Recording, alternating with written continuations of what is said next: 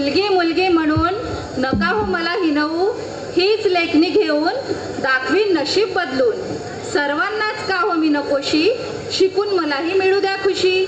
माझ्या घराची मीच शान, देशालाही होईल अभिमान. एक दिवस असाही येईल, माझे कर्तृत्व पाहून जग भारावून जाईल. वाह, किती छान कविता आहे. कोणती कविता हो मॅडम? मला नाही आवडली. ही काय कविता आहे? अरे बाई, तुम्ही आला? हो मीना. अरे मॅडम, तुम्ही केव्हा आला? अरे मी बाहेर गावी गेले होते, आजच परत आले. आणि मला डॉक्टर ताईंनी सांगितले तुम्ही अजूनपर्यंत मीनाला शाळेत दाखल केले नाही. नाही. का बरं दाखल केले नाही? तुम्हाला माहिती नाही का, RT ॲक्ट 2009 नुसार तुम्हाला 6 ते 14 वर्ष वयोगटातील मुलांना शाळेत दाखल करणे आवश्यक आहे. नाहीतर तुमच्यावर दंडात्मक कार्यवाही सुद्धा होऊ शकते. हो का? हो. शिवाय आपण शाळापूर्व तयारी मेळाव्यात सांगितलं होतं की या वर्षी आपण मीनाला शाळेत दाखल करणार आहोत. हो की नाही? खरंच नाही, मी शाळेत जाणार. हो.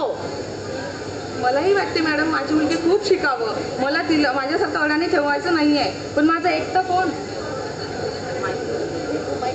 हो, हे पोरी, तू हिला पाठव बाहेर शिकायला. आणि बाहेर शिकायला पाठवल्यानंतर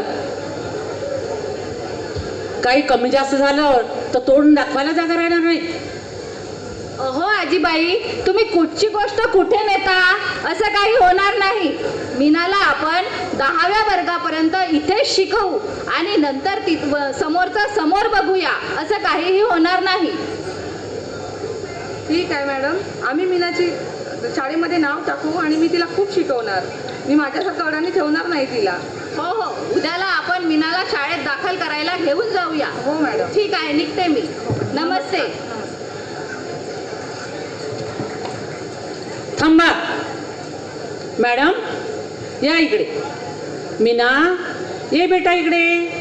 काय का आजी? तुला शाळेत जायचं आहे का? हो ना ग. तू शाळेत जाशील? हो. हो मॅडम, तुमचं म्हणणं पटलं मला. मी अडाणी राहिले, परंतु